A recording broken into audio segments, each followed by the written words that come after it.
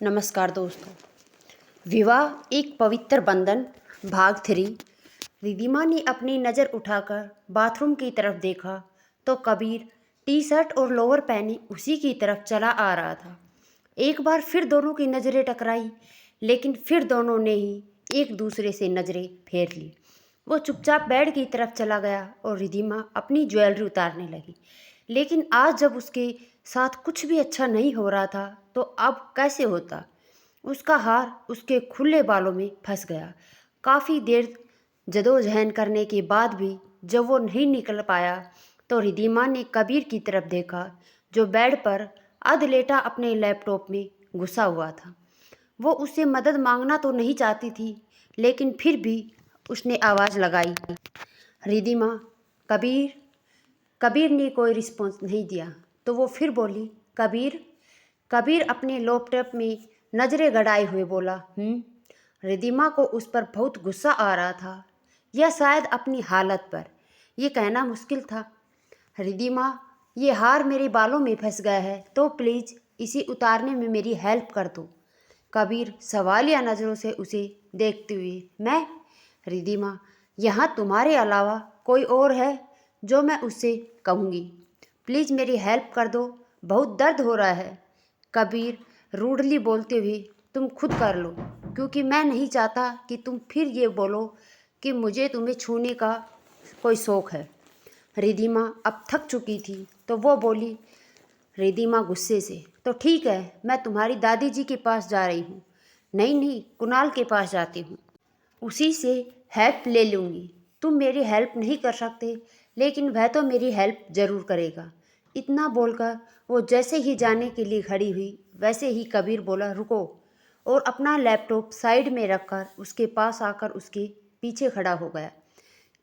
कबीर ने रिधिमा के बालों को पहले उसके कंधे के एक तरफ किया, फिर वह उसका नेकलेस उसके बालों से हटाने लगा। ऐसा करते हुए उसकी कोहनी रिधिमा की गर्दन से छू रही थी। जैसे जैसे उसकी उंगलियां रिधिमा की गर्दन से छूती, रिधिमा पूरी तरह से सिहर उठी। रिधिमा ने अपने हाथों से कसकर अपना लहंगा पकड़ लिया। रिधिमा अपने मन में न जाने यह मेरे साथ क्या हो रहा है। कबीर, लो हो गया। यह कहकर वह पीछे हट गया और रिधिमा का ध्यान उसकी आवाज़ से ही टूटा। रिधिमा उसकी तरफ मुड़ गई और हल्के से मुस्कुराकर, कबीर अपने मन में, कितनी बदतमीज़ लड़की है, एक थैंक यू भी नहीं बोला गया इससे। रिधिमा अपने मन में, थैंक यू, और वह भी इसे? फिर वो उसे देखते हुए बोली, क्या हुआ, तुम्हें क्या लगा मैं तुम्हें थैंक यू बोलूँगी? मुझसे ऐसी कोई उम्मीद मत रखना कबीर, मैं तुम्हारे जैसे बच्चों से कोई उम्मीद नहीं रखता। रिधिमा, बच्चा, हाँ बच्चा कहा तुमने मुझे, मैं कोई बच्ची नहीं हूँ, समझे? फिर अपने मन में, 19 साल की हूँ मैं, और यह है कि मुझे बच्ची कह रहा है। मेरे कॉलेज के सारे लड़के मेरे पीछे पागल हैं, और यह है कि मुझे बच्ची कह रहा है। अगले 3 साल बाद एक अच्छी खासी डॉक्टर बन जाऊंगी और यह कह रहा है कि मैं बच्ची हूँ। पता नहीं खुद को क्या समझता है, खड़ूस कहीं का। यह कहकर वो उसकी तरफ नज़र घुमाकर देखती है तो वह बेड पर बैठकर फिर से अपने लैपटॉप में घुस चुका था। वो वहीं पड़े सोफे पर लेट जाती है और सोने की कोशिश करने लगती है, लेकिन थोड़ी देर बाद ही उसे एहसास होता है कि कोई है जो उसके पास खड़ा है। वह अचानक से अपनी आंखें खोलती है तो देखती है सामने कबीर खड़ा था। एक बार को तो वह घबरा जाती है उसे अपने पास खड़ा देखकर। रिधिमा, तुम क्या कर रहे हो इतनी रात को? कबीर अपने हाथों में कपड़े लिए हुए उसकी तरफ करते हुए बोला, यह लो कपड़े, मुझे पता है कि तुम इन कपड़ों में कंफर्टेबल नहीं हो। अब तुम्हारे कपड़े तो यहाँ नहीं हैं, इसलिए अगर तुम चाहो तो मेरे कपड़े चेंज कर सकती हो। थोड़े बड़े ज़रूर हैं, लेकिन आज की रात का काम चल जाएगा।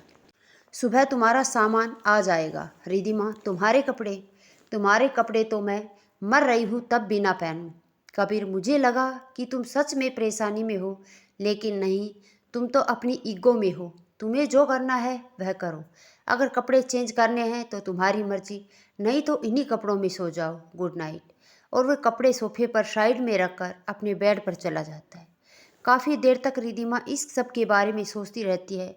फिर वह उसके लिए लाए हुए कपड़े उठाकर चेंजिंग रूम की तरफ बढ़ जाती है। चेंजिंग रूम के अंदर ही बाथरूम होता है, तो वह पहले वॉशरूम में जाकर अपना मुंह धोती है, फिर अपने कपड़े चेंज करने लगती है। लेकिन वह देखती है कि जो कपड़े वो उसे देकर गया वह तो एक बहुत बड़ी शर्ट और लोअर था। उसे उस पर बहुत गुस्सा आता है, लेकिन अब उसके पास कोई चॉइस भी नहीं थी, इसलिए वह उस शर्ट को पहन लेती है। वह शर्ट उसकी इतनी बड़ी थी कि उसके हाथ तो उसकी बाजू में खो ही गई। उसने उस बाजू को फोल्ड किया और उस शर्ट लंबाई उसकी घुटनों से थोड़ी ऊपर थी। फिर वो जैसे ही पजामा पहनने लगी, उसके दिमाग में एक ख्याल आया। वो खुद सही बोली, मिस्टर कपूर। कपूर क्या था? कहा था तुमने मुझे, छोटी सी बच्ची, तुम्हें मुझसे कोई इंटरेस्ट नहीं है, तुम मुझे चुना नहीं सकते। हाँ, यही सब कहा था तुमने मुझसे। लेकिन मैं भी अब दिखाती हूँ तुम्हें कि असली रिधिमा ठाकुर कौन है। देखती हूँ कब तक तुम खुद से कंट्रोल नहीं खो देते। अगर मैंने मेनका बनकर तुम जैसे विश्वामित्र की तपस्या को भंग नहीं किया तो मेरा नाम भी रिधिमा ठाकुर ने। फिर उसने अपने बालों को एक तरफ किया और शर्ट के ऊपर के 2 बटन खोले और उस शर्ट को अपने कंधे के एक साइड कर लिया। अब वह शर्ट उसकी हाफ शोल्डर शर्ट लग रही थी। देखने में तो रिधिमा थी ही सुंदर, लेकिन इस वक्त वो बेहद सेक्सी लग रही थी। फिर वो खुद से बोली, बच्चा कहा ना तुमने मुझे, अब बताती हूँ तुम्हें तो मैं। इतना कहकर वो चेंजिंग रूम से बाहर आई और बेड की तरफ चली गई। उसने देखा कि वो तो अपनी आंखें बंद करके लेटा हुआ है, शायद सो भी गया हो। वो धीरे धीरे कबीर की तरफ बढ़ने लगी। वैसे तो उस टाइम उसे खुद ही डर लग रहा था, लेकिन इस वक्त वो डरना नहीं चाहती थी। रिधिमा बड़ी ही दिलचनी आवाज़ में बोली, कबीर। अपना नाम इस तरह से सुनकर पहले तो कबीर ने अपनी आंखें खोली कि जैसे ही उसने रिधिमा को देखा तो उसे देखते ही उसकी आंखें फैल गई। कबीर ऐसा रिएक्शन देखकर रिधिमा मन ही मन मुस्कुराए और फिर जाकर उसके बेड पर बैठ गई। कबीर हगलाते हुए, रिधिमा क्या? कबीर के मुंह से बड़ी मुश्किल से ही यह शब्द निकले थे। कबीर की ऐसी हालत देख करके दिमाग को तो मन ही मन बड़ा मज़ा आ रहा था। रिधिमा उसके गले पर अपनी उंगलियां चलाते हुए, मैं तो कुछ नहीं कर रही कबीर। कबीर उसके हाथ अपनी गर्दन से हटाते हुए, बंद करो यह सब रिधिमा, दूर हटो मुझसे और सो जाओ। रिधिमा, वाट? क्या कहा तुमने? सो जाऊं? रियली? फिर उसके और करीब आपकी उसके कान में बड़ी ही मदहोशी भरी आवाज़ में, क्या तुमने ध्यान से इस कमरे को देखा है? इसकी सजावट को देखा है? कितना सुंदर लग रहा है। तुम्हारे भाई और बहन ने इतनी मेहनत से यह कमरा सजाया है और तुम क्या चाहते हो कि उनकी मेहनत बेकार जाए? कबीर, तुम क्या कहना चाहती हो? और थोड़ा दूर होकर बात करो। रिधिमा उसके और पास आते हुए, दूर होकर क्यों? पत्नी हूँ तुम्हारी, शादी हुई है हमारी, और शायद तुम भूल गए हो कि आज हमारी वेडिंग नाइट है, यानी कि हमारी सुहागरात। अब ये तो तुम्हें पता होगा ना कि सुहागरात को क्या कहते हैं। कबीर ने ये सब सुनकर अपनी आंखें कसकर बंद कर लीं और अपने मन में बोला, क्या हो गया इसे? कैसी भैकी भैकी बातें कर रही है यह? क्यों मैंने इसकी शादी के लिए हाँ की? क्यों इसकी करीबी मुझे बहका रही है? नहीं कबीर, तुझे खुद पर कंट्रोल करना होगा। तू ऐसे कमज़ोर नहीं पड़ सकता। रिधिमा, अच्छी तरह से जानती हूँ कि तुमने मेरे पापा की कंपनी को बर्बाद होने से बचाया है, लेकिन तुमने मेरी ज़िंदगी बर्बाद कर दी, मेरे सारे सपने बर्बाद कर दिए। मैं तुमसे नफ़रत करती हूँ मिस्टर कबीर कपूर, क्योंकि मैं जानती हूँ तुमने मेरे परिवार से एक तरह मुझे खरीदा, वो भी सिर्फ मेरे साथ सोने के लिए। तो मैं अब इन सब के लिए तैयार हूँ। देखो, इसलिए तो मैंने कपड़े पहने हैं, तो रुक क्यों गए? आओ ना, कर लो अपनी हसरत पूरी, कर दो मुझे पूरी तरह से बर्बाद, यही तो चाहते थे तुम। ये सुनते ही कबीर ने झटके से अपनी आंखें खोली और हैरानी से उसे देखने लगा।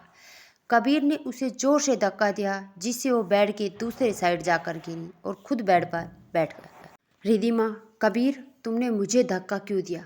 ओह कमॉन, ये शरीफ इंसान की तरह बिहेव करना छोड़ो मिस्टर कपूर। ये सुनकर कबीर का गुस्सा और बढ़ गया। वो बोला, शट अप रिधिमा, अपनी बकवास बंद करो और जाकर सो जाओ। ये बोलकर वो बेड से खड़ा होकर वहाँ से जाने लगा। वो जैसे ही जाने के लिए मुड़ा तो उसने अपनी कलाई पर एक नरम एहसास महसूस हुआ। उसने एक गहरी सांस ली और उसकी तरफ मुड़ गया। कबीर ने उसे अपनी तरफ खींचा और हाथ को मोड़कर उसकी पीठ के लगा दिया। इस वक्त दोनों बेहद करीब थे। कबीर, मेरे सब्र का इम्तिहान मत लो रिद्धिमा। मैं तुम्हें कुछ नहीं कह रहा हूँ तो इसे मेरी कमजोरी समझने की भूल मत करना। तुम्हारे लिए अच्छा होगा मुझसे दूर रहो। क्या कह रही थी तुम? सुहागरात? हाँ, तुम्हारे बिहेवियर से तो लग रहा है कि तुम मेरे साथ सुहागरात मनाने के लिए बहुत ही डिस्पेरेट हो। क्यों, सही कह रहा हूँ ना मैं? मिसेज रिद्धिमा कबीर कपूर। उनकी ये बात सुनकर तो रिद्धिमा का चेहरा पीला पड़ गया। कहाँ तो वो कबीर को परेशान करना चाहती थी और कहाँ अब वो खुद ही उनकी बातों से शर्मिंदा हो रही थी। कबीर, वैसे सच कहूँ तो मैं तुम्हारी ये ख्वाहिश अभी भी पूरी कर सकता हूँ। मुझे भी बहुत मज़ा आएगा तुम्हारे साथ सो कोल्ड सुहागरात मना के, लेकिन मैं तुम्हारी तरह नहीं हूँ, इसलिए मेरे साथ ये घटिया हरकतें बंद करो और चुपचाप जाकर सो जाओ। वैसे भी बहुत रात हो गई है, कहकर उसने उसे छोड़ दिया और खुद बालकनी की तरफ जाने लगा। लेकिन फिर मुड़कर बोला, वैसे तो मुझे कोई फ़र्क नहीं पड़ता कि कोई मरे मेरे बारे में क्या सोचता है और क्या नहीं, लेकिन फिर भी तुमसे कहना चाहूँगा, जैसा तुम सोच रही हो वैसा तो मैं बिल्कुल नहीं हूँ। ये कहकर वो बालकनी में चला गया और वहाँ पड़े काउच पर लेट गया और सोचने लगा, क्या सोचकर मैंने इस लड़की से शादी करने के लिए हाँ की थी। कितना बोलती है, सिर में दर्द कर दिया। दादी माँ, आपको भी पूरी दुनिया एक यही पागल लड़की मिली थी मेरे लिए। वो सच में अभी बहुत ही इनमिच्योर है और इतनी छोटी उम्र में कौन शादी करता है। ओहो, क्या हो गया है मुझे? क्यों मैं उसके बारे में ही सोचे जा रहा हूँ? मुझे नींद की ज़रूरत है। ये सोचकर वो आंखें बंद करके लेट गया और जल्द ही नींद की आगोश में चला गया। इस तरफ रिद्धिमा अभी भी वैसे की वैसी खड़ी थी। उसकी आंखों में आंसू आ गए थे। उसे समझ नहीं आ रहा था कि क्या सही है और क्या गलत। क्या कबीर सच में ऐसा है या वो सिर्फ नाटक कर रहे हैं? जब उसे खुद से कोई जवाब नहीं मिला तो वो चुपचाप जाकर बेड पर लेट गई और जल्द ही उसकी आंखों में नींद से बोझिल हो उठी और वो सो गई। तो दोस्तों, मेरी ये नई कहानी से जुड़ने के लिए आपका बहुत बहुत आभार। अगर आपको ये कहानी पसंद आए तो चैनल को प्लीज़ सब्सक्राइब ज़रूर कर लेना और कमेंट्स करके आप हमें मोटिवेट ज़रूर करें। धन्यवाद दोस्तों।